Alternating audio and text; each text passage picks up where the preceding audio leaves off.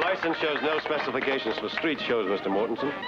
Oh, well, don't tell me our esteemed city attorney has dug up an ordinance against a little free entertainment. Well, Fats, you haven't given anything away for nothing in your entire career. Mr. Archer, well, here's 2 tickets to tonight's performance. Down front on the aisle. First thing a man in public office learns is take a present, owe a favor. Now, Fats, just keep the noise down, huh?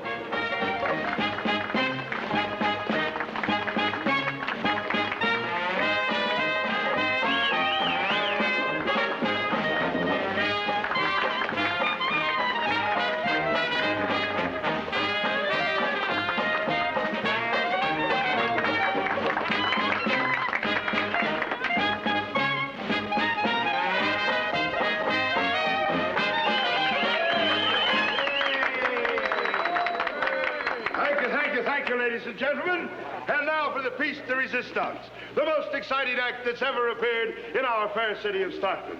The lovely lady with the face of an angel and the voice of a nightingale, the sweetheart of the Sierras, Miss Liberty Keene, ladies and gentlemen.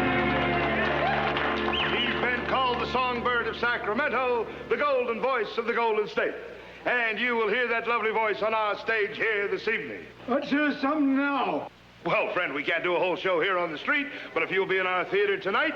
Let's hear what she can do. Come on, girlie. Give us a sample. Oh, well, now, look, friend, I just got through telling you that we can't... You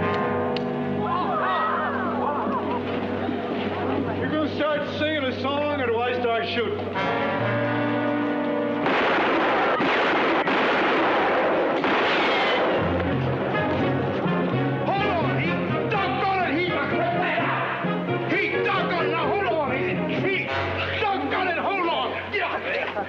Heaven preserve us from impetuous young fools. It's all right, folks. It's all right. It's all part of the act. Ladies and gentlemen, the great Ambrose, the man whose keen eye and steady hand has won him 53 medals from the crowned heads of Europe. And if you think that was sharpshooting, just wait till you see his performance on our stage tonight. Take them in, Deputy. There was no real harm done, Mr. Archer. Fats here was just drumming up business for his new show. I know what he was doing. And you heard what I said. Now, I'm gonna have to run in for this, Fats. Justice will triumph, ladies and gentlemen. Never fear, the curtain at Mortensen's Theater will go up at 8 o'clock sharp tonight. Round up your songbird and let's go.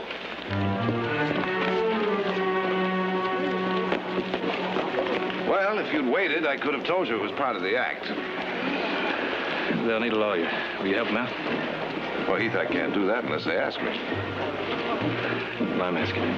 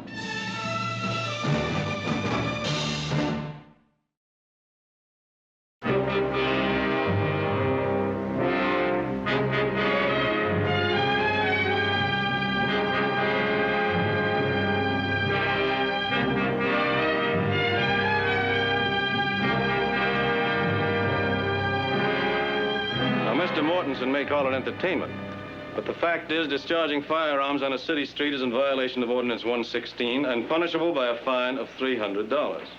$300? Archer, you know I can't spare that kind of money. Well, it seems to me you have enough money to hire very expensive legal counsel. Oh, well, Mr. Mortensen and I have a little agreement. Best seats in the house for opening night, right?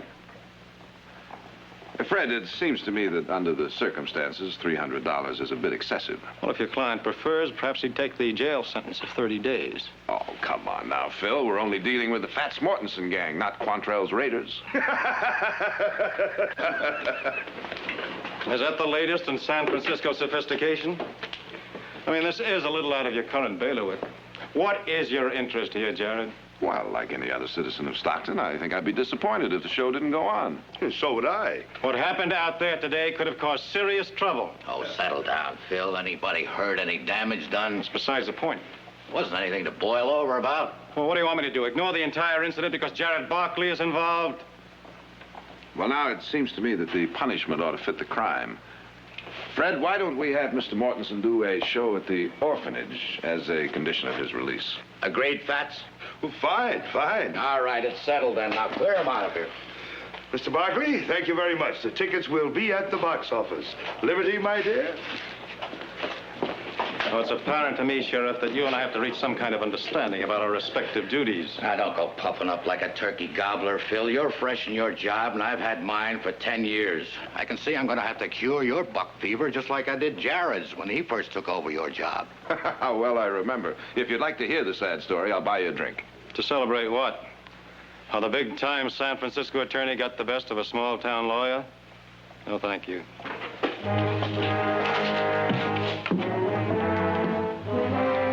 See you later, Fred.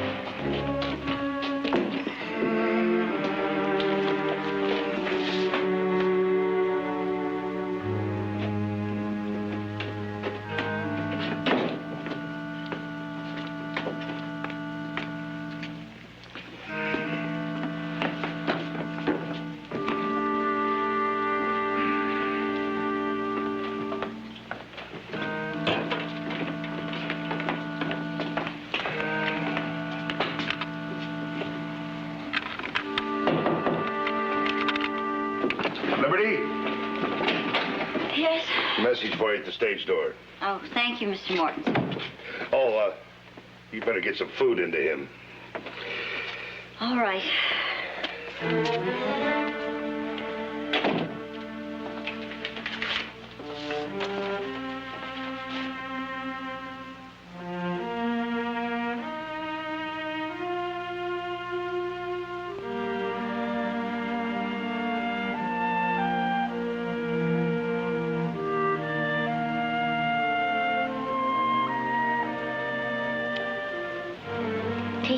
Barkley, who has health, wealth, and I hope happiness. And to Liberty Keene, sweetheart of Strawberry and now of Stockton. You know, Heath, when I was a very little girl, Papa used to read me stories at night, and there was a book we both loved. It was about a poor ragamuffin boy who grew up to learn that he had great expectations. I'm very happy for you, Heath. I've often wondered how you've been making out, Libby. Well, now you know. I'm sorry you never made it to New York, Libby. What's funny? Oh, life. When you were 16 years old, you begged me to run away and marry you. Remember? And Papa ran you off? Well, that wasn't funny, not to me. Oh, nor to me. But Papa kept saying, we're just that far away, Libby. Just that far away from success. After Papa died, I went back to Strawberry to look for you. But it was too late. You'd already gone.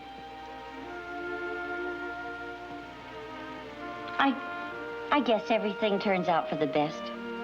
Did it, Libby? Just think, if I had run off with you that summer, why, right now, you wouldn't be a dashing, eligible bachelor entertaining actresses with champagne suppers. Well, I don't make a habit of it. The suppers or the proposals. I know that. Any other man would have arranged this whole supper just to show a girl what she missed. Not you.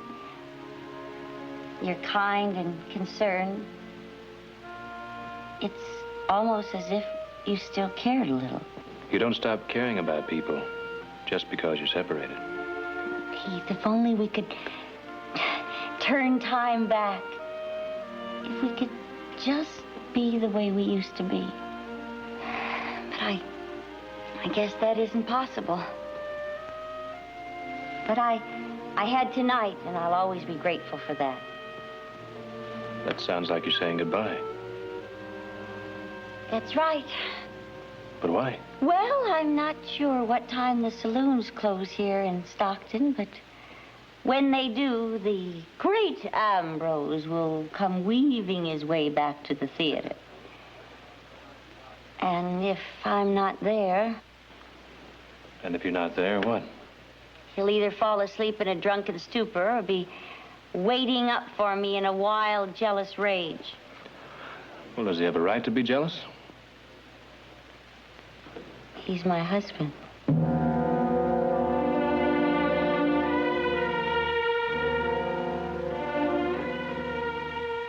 I needed somebody to look after me. Don't you see? Like Papa used to do. So I settled for Ambrose. Just like everything else in my life, it went wrong. I ended up taking care of him. I'll take you back now, Libby.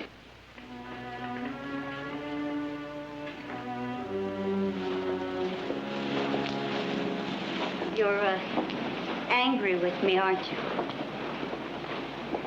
Well, I guess you have every right to be. Heath, if what I did tonight seems, well, shameless to you, I'm sorry. It's just that living the way I do, you learn to snatch at a moment of happiness. I thought I could stop loving you, Heath.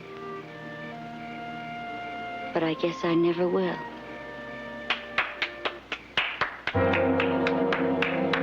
A touching reading, my dear. But then you've made a specialty of these scenes, haven't you? No, he's drunk. Not that drunk, my dear. Just remember what I told you, I never kill. I never have to. I can place a bullet so that life isn't worth living. Goodbye, Heath. Libby, I can't let you. Oh, I'll be all right. After all, where else could he find such a willing target?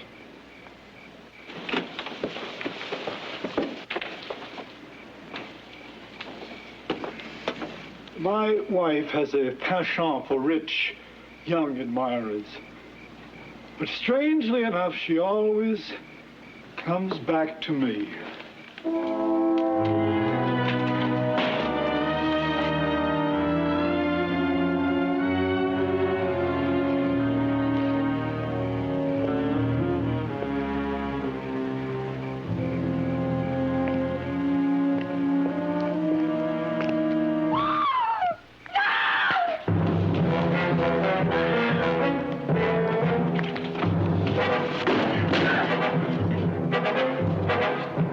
Libby, are you all right?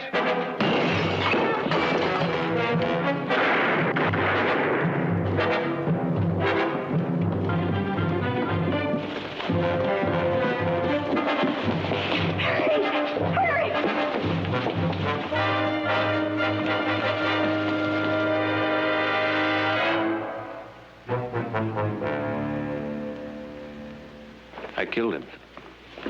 You had no choice. Don't look like that, darling. It was the only thing you could do.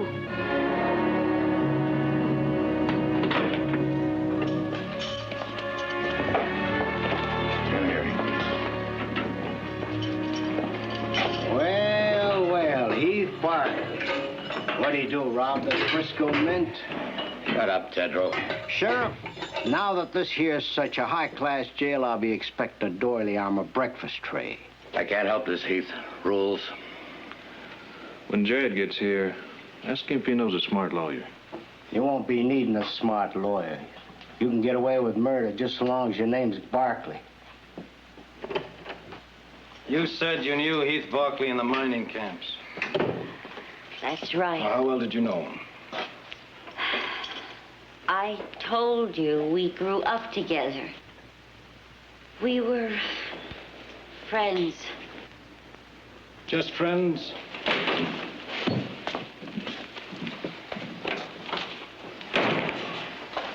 What's going on here? Where's Heath? He's in a cell, Jared. I'm sorry. I'm sorry I had to lock him up. I apologize for treating him just like any other murder suspect. How many times do I have to tell you it was self-defense? Why won't he listen to me? Now, you remember Miss Keene by her stage name. She's the victim's wife. Heath shot her husband tonight. What makes you use the word murder? I believe I said murder suspect. At the moment, it's just a death under mysterious circumstances until the coroner's jury says otherwise. You're scheduling an inquest? 3 o'clock tomorrow afternoon at the theater where the shooting took place. Tell me something, Archer. Have you really got a case, or is this just a chance to make the Barclays sweat? I'm not a fool, Jared. I have a case. A good one.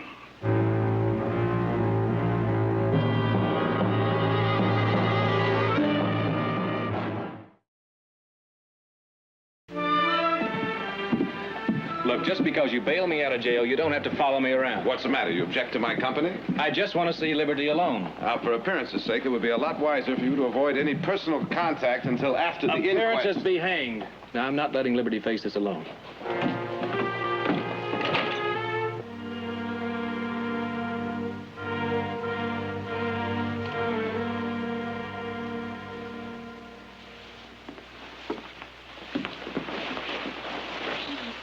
Oh, Heath, I was so worried about you. I got here as soon as I could. Whatever arrangement she's made, I'll take care of everything. Now, I don't want you to feel... Now, it's all settled. Now, you're coming back to the house and stay with us until this is all over. Well, thank you. I don't think I could face going back to that theater alone right now. Heath, the inquest is at 3 o'clock. I think it would be better if you stayed in town. Well, we can come back.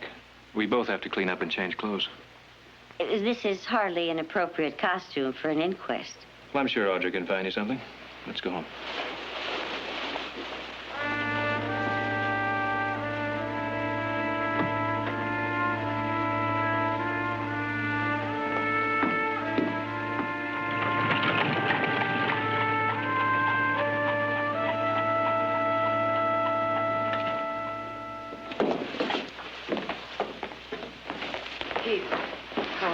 I'm fine, Mother. Is it all straightened out? I'll explain later. Mother, Audrey, this is Liberty Keene. I'm very glad to know you. How do you do? How do you do?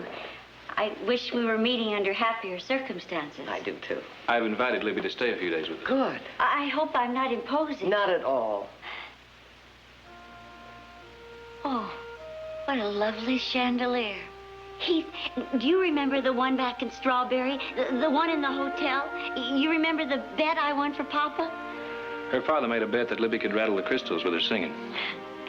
I broke some of them. The money Papa won helped pay for the repairs.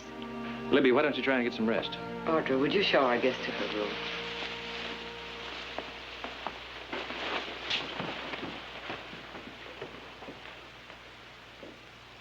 Come on, Heath. We got some talking to do.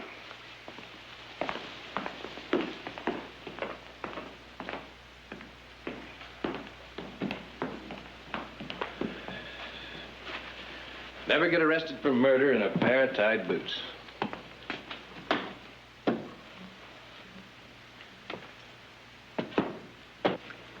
Well, Heath? Now, don't get that look. There's nothing to worry about. There's plenty to worry about. And the sooner you get that through your head, the better off you'll be. The great Ambrose tried to kill me. I shot him in self-defense. How many ways can I say it? Then why does Phil Archer call it murder? How should I know? He's much too smart to try for an indictment without some pretty good evidence. Happened just like I told you. Now, let me see if I've got this straight. You and the victim's wife renewed an old love affair over a midnight supper at the Alhambra Club. It was never an affair. Then you returned her to the theater at a rather late hour and were confronted by her understandably angry husband. He was drunk, crazy jealous. Life with him must have been hell for her. A relationship nonetheless sanctified by marriage vows. Jared, is this necessary? I'm afraid it is. Now tell me again what happened in that alley. He made threats. She went inside. Threats against whom? Me. And in spite of those threats, you entered a dark theater and killed him. A professional marksman in a fair fight. Now, do you expect a jury to believe that? Jared, you've got it all wrong. Haven't I told the truth? It's the word you use. You expect the prosecutor to use nicer words? All right, Jared. Now you've acted out the devil's advocate. Why? Surely you don't think Heath is guilty. Of course I don't think he's guilty. The trouble is, how are we going to prove it? Well, I'll match Jared against that smug jaybird Archer any day. Well, wake me in an hour, huh?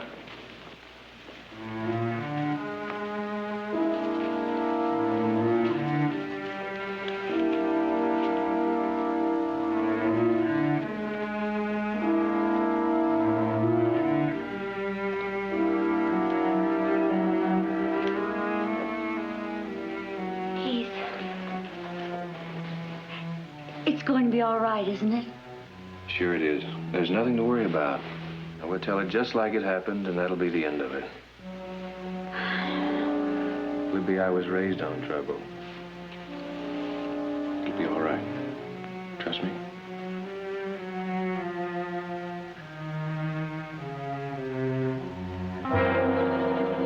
Read all about the murder. Read all about the murder in the theater. Come and get your paper right now. You can't go on shouting about a murder.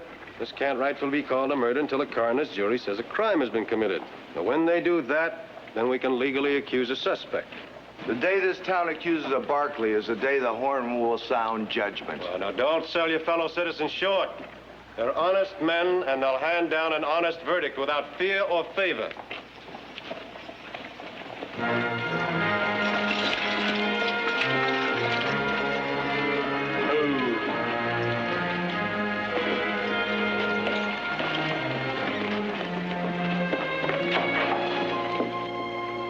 Wonder how much it will cost him to get out of this.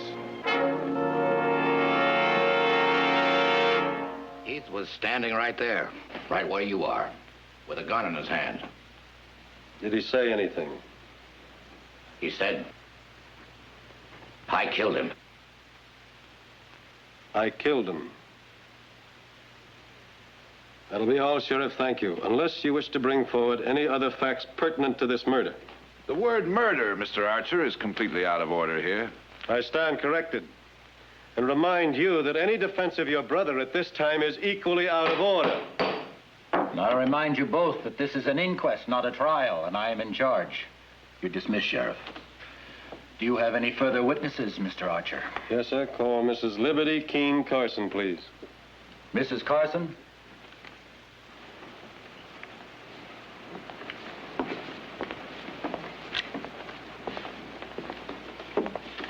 Place your hand on the book. Swear to tell the truth as you see it, so help you. I do. Now, you are Liberty Keene, the widow of Ambrose Carson. Yes, sir. And the great Ambrose was billed as the world's finest pistol shot. Is that correct? That's right. Well, isn't it ironic that he should be shot dead in a fair fight? But it was a fair fight. Ambrose had a gun in his hand and was stalking Heath when I called out to warn him. Well, madam, I find it very peculiar that you should show greater loyalty to a stranger than you did to your own husband. I told you before, Heath Barkley and I are old friends.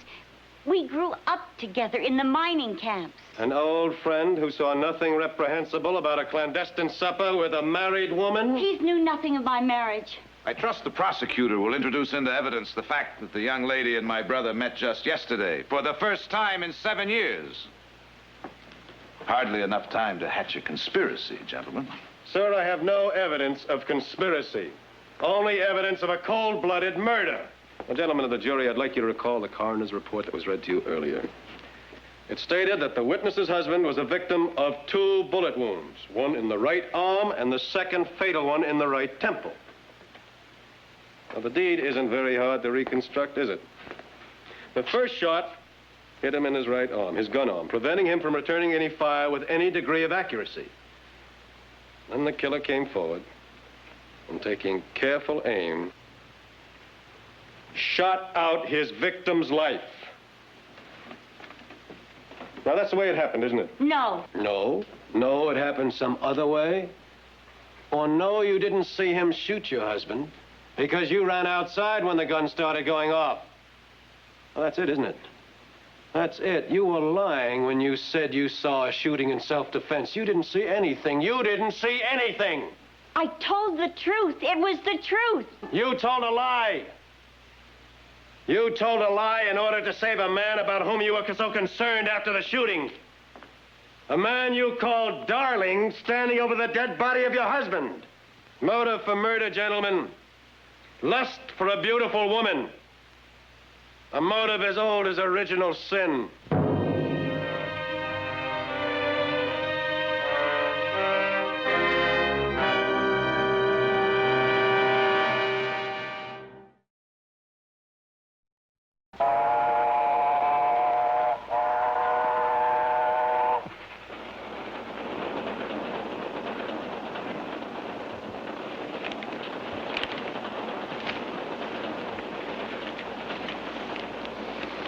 Makes sordid reading, doesn't it?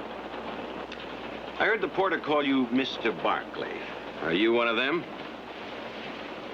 What's it to you? Well, don't get huffy. I'm Fletcher of the Oakland Bulletin. If there's another side to that story, I'm the man to see it gets into print. Anything to say? Nothing. Been a Salinas horse auction. Kind of a shock, huh? You might say that, yes. I guess right now you're wishing the old man's cold had never come out of the woods.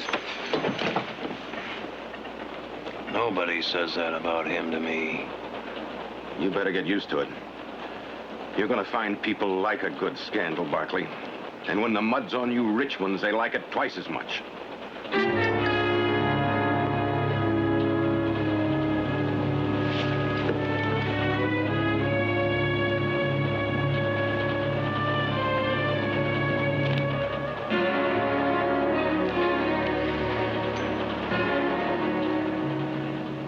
How's Libby? Is she all right? She's fine. You know, I'm glad she's got you to look after her. Libby's had a hard time all her life. Right now, there's something hurt and helpless about her. She needs somebody to take care of her. It's you we're concerned about. I left strict orders he was to have no visitors. Sheriff gave Miss Barkley special permission, them being such important people and all. Shut up, Tedrow. Yes, may I please, Mrs. Barkley? I'm sorry, Fred. I really can't understand your objections to my seeing my son. Your son is about to be tried for murder. Just because his name is Barkley doesn't give him any special consideration. Nor should it prejudice people against him. Oh? Well, are you accusing me of prejudicial behavior, Mrs. Barkley? Have you been reading the papers, Mr. Archer? Neither of us can control the free press. Not even to make it clear that half-truths have been twisted? You have one opinion, the coroner's jury had another. The newspapers are entitled to theirs. Not when they try to blame Heath for something beyond his control. The name he bears. Well, it seems to me you're unduly sensitive on that point. It's my name and I'm proud of it. I don't like seeing it smeared. Do you really believe there would be all this newspaper notoriety if a Barkley weren't involved? Would it cause statewide interest if that man Tedrow were on trial? Now, I'll overlook your doubts about my integrity, Mrs. Barkley. But let me tell you this. Your coming here didn't help his case at all. I intend to examine every word of the testimony of the widow and the defendant, and if there's any change, well, there could be an accusation of conspiracy with you as intermediary. That was not the purpose of my visit. You have my word for that. And the word of a Barkley is sacrosanct.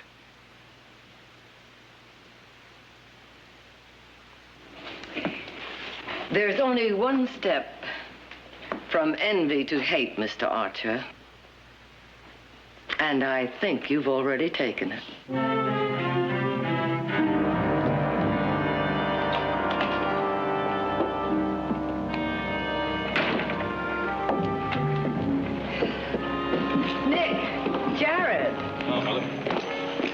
How is he? Oh, very calm, for my benefit. I'm afraid you can't see him. Phil Archer says no one but Jared can see him until the trial. Well, I just want to tell him I'm back and he has nothing to worry about, is all. I'll tell him, Nick. See you both at the house. The rig is over here. Does that mean you're sure he's going to be acquitted? It means he'd no more commit murder than herd sheep. Then you Barkleys intend to stand behind him all the way. With everything we've got. You ought to be more careful with words. that could be construed as a threat to use the Barkley money, prestige, and influence to make sure your brother gets off. Well, now, I wouldn't say it quite that way if I were you. You trying to tell me what I can write? I'm trying to tell you, you misquote me, and you're going to get yourself in an awful lot of trouble. That a threat? That's a promise. Thank you for a very good quote, Mr. Barkley. I think you're going to find out you aren't so high and mighty. Nick! Nick!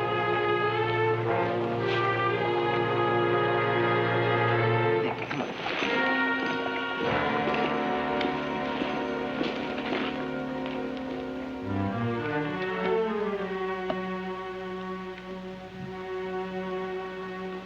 Thank you.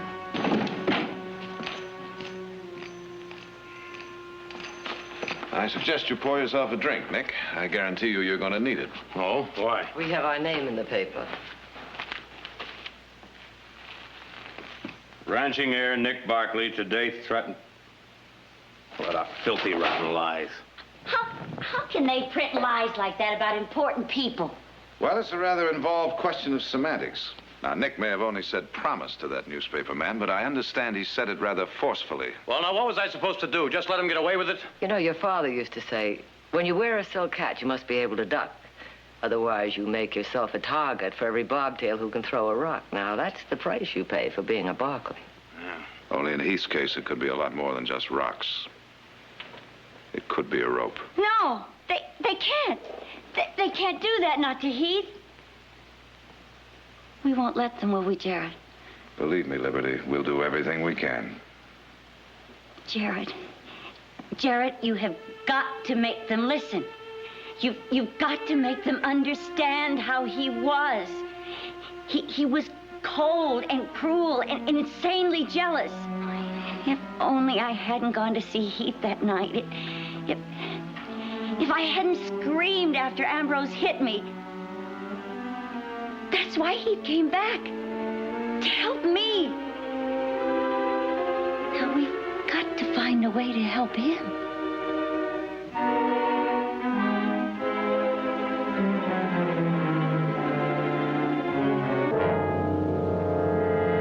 What do you mean you're going to get another lawyer to defend me? Now, calm down, will you? Porter Hammond is one of the best. He's a master with the jury. The prosecutor wants to see you, Jared. It's important. All right. Jared.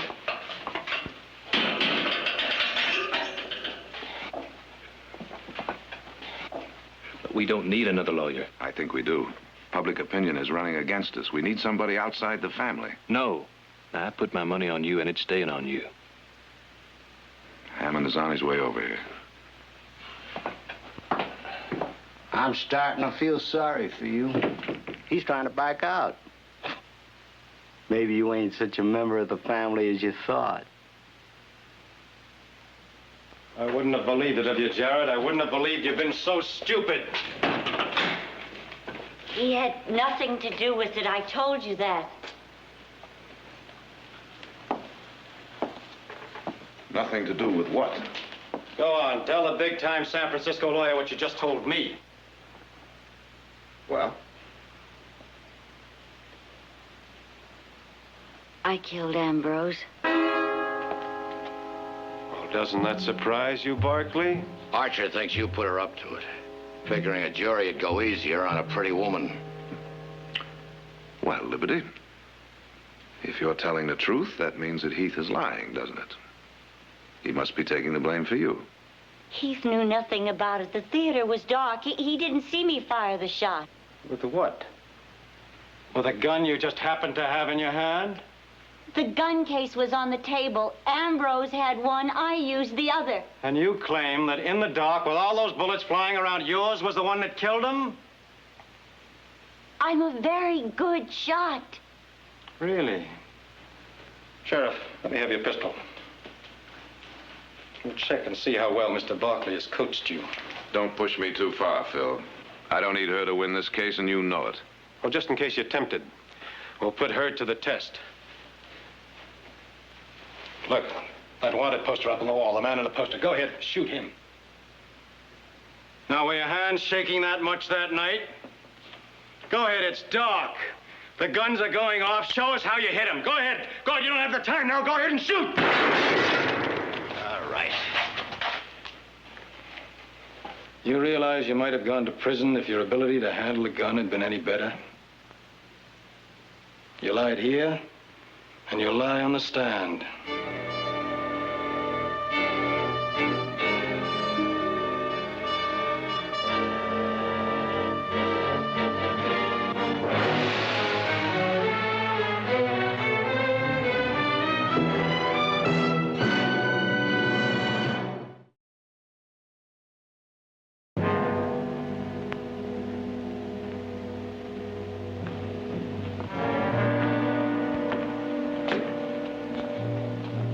Reconstructing the crime, Counselor? Something like that. Those are the dressing rooms, huh? Yeah. Would you mind unlocking them for me? Oh, not at all.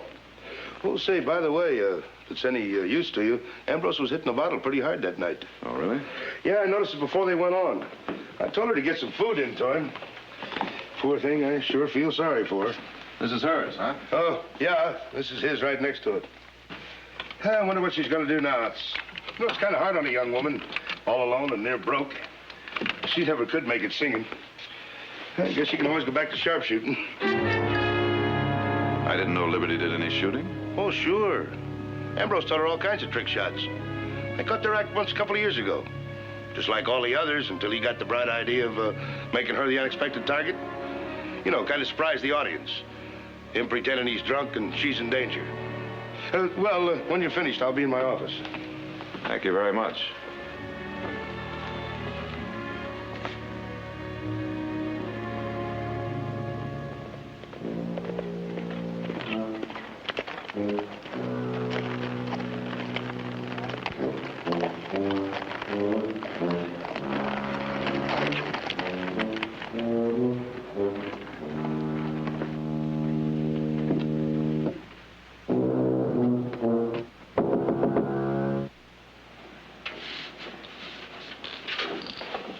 Just a minute.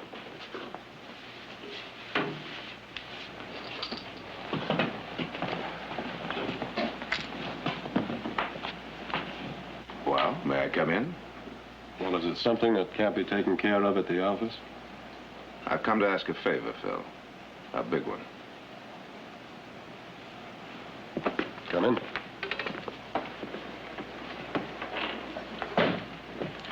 Sit down. I didn't know you still played the tuba, Phil. Why should you know?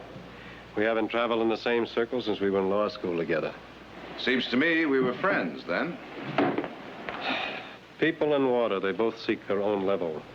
What is the favor, Jared? Phil, I want you to consider, just for the sake of argument, the possibility that Liberty might have been telling the truth yesterday. You know, I figured you were bluffing when you said you didn't need her to win your case. She said she was a good shot. Yeah, well, you saw how good. Good enough to be part of the act at one time. Then how do you explain what happened yesterday? Nervousness, cold feet, or possibly the expert way you drove at her. At any rate, she was at the scene of the crime, and I'm convinced she had a reason for wanting Ambrose dead. Speculation. There's no way to prove that. But there is. We can compare the death bullet with a bullet fired from Heath's gun. How? The bullet was never removed. Why not? Well, Heath was found standing over a dead man with a gun in his hand. He confessed to the killing. There was no need to mutilate the body. Phil, I want to see those bullets. I want you to agree to an order of exhumation. That's the favor.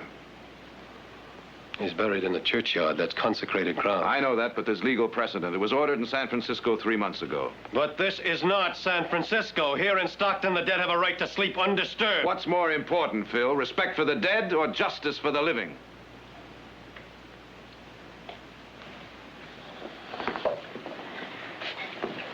I'm a public official. Now, that's very important to me. I've worked very hard for a very long time. May I ask what that has to do with it? Well, I wouldn't expect a successful big city lawyer to understand. I'm only interested in justice, equal justice. What is it you resent, Phil? The fact that I didn't have to work as hard for success as you did? Don't be ridiculous. Then why are you out to get Heath? Why do you refuse to even consider the possibility that he may be innocent? Because he is guilty. And none of your courtroom magic can cheat justice. You know something? You're infected. Infected with the same blind rich man, poor man prejudice that's spreading all through this town. Or are you the source of it? Get out of here. Go on, get out.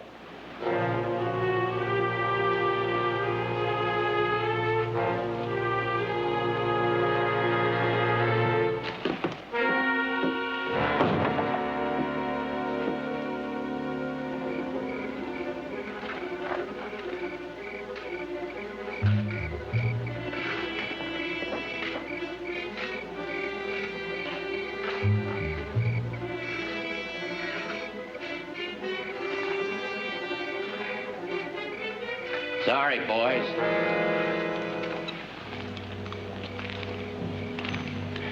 You can go ahead home, Fred. And let you rob a grave? I can't do that. We've got permission. Not from Archer.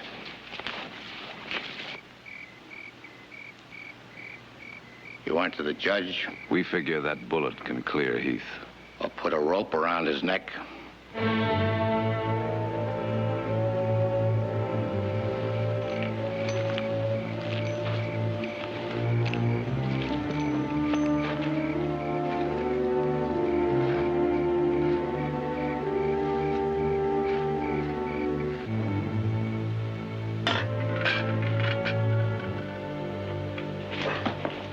I didn't expect this kind of cooperation, Phil.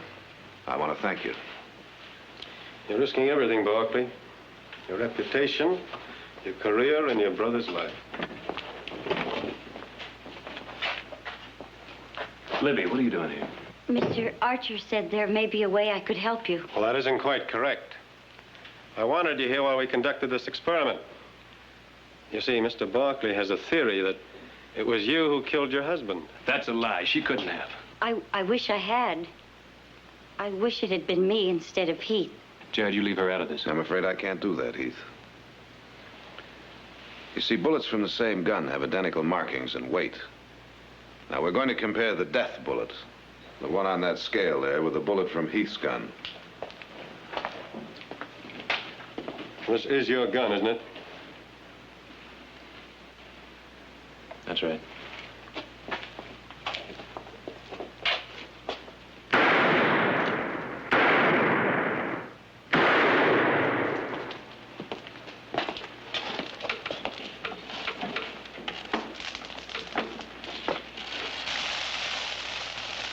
They are, Phil. Well, this scale is from the assay department of the bank. It's completely accurate.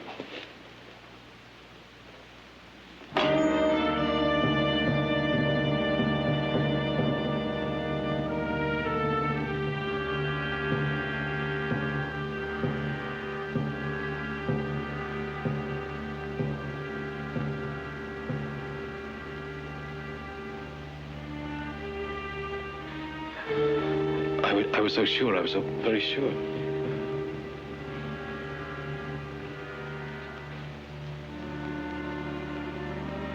I had to kill him. I had to. I was afraid for Heath. Ambrose would have killed him. It would have been my fault. All my fault. You didn't have to kill him to prevent that. You're an expert shot, Liberty. Despite that deceptive exhibition you put on here, you could have placed this bullet anywhere you wanted. You wanted him dead.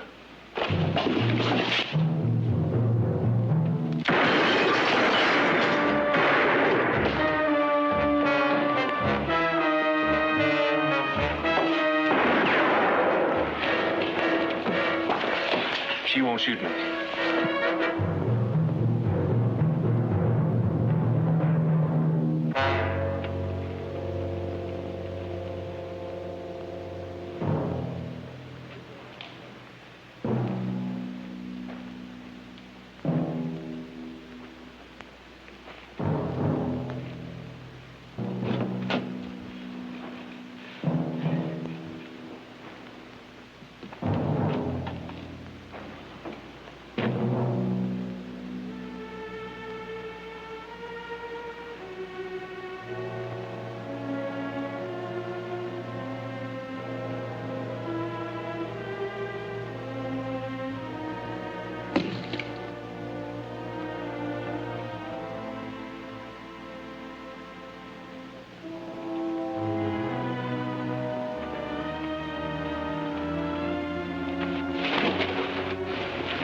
Libby?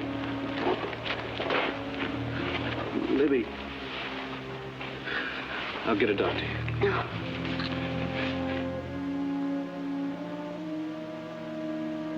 I'm trying to talk. I have to talk. I have to make you understand. I never wanted to hurt you, Heath. I never thought you'd go to trial.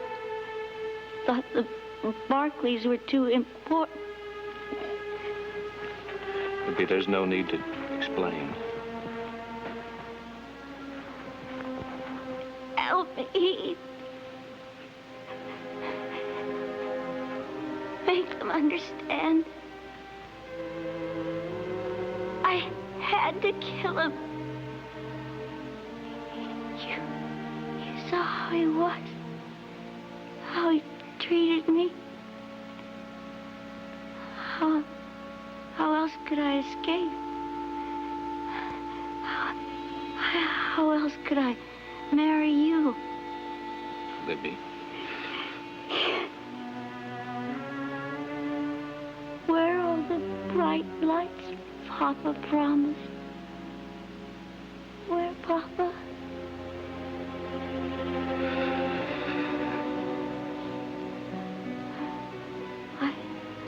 I came close, Papa. So close. Our dream almost came true.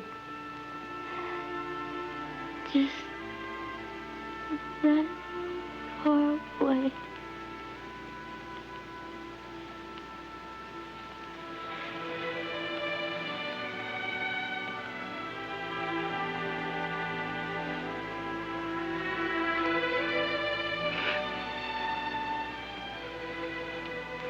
Libby?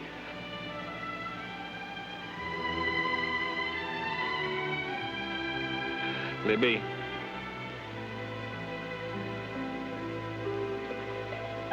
Libby.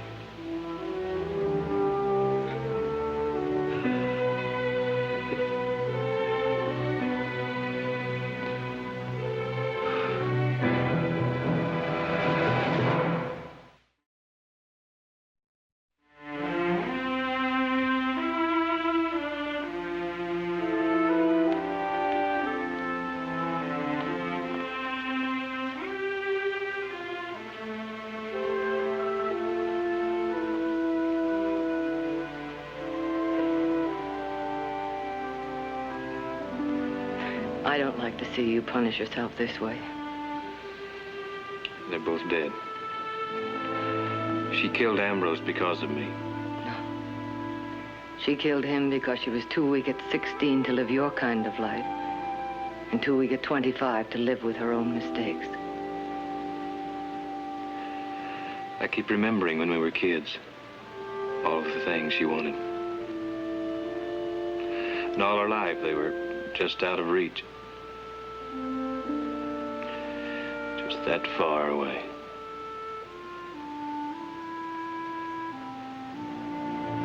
She wanted the wrong things. And she could have had so much. So very much.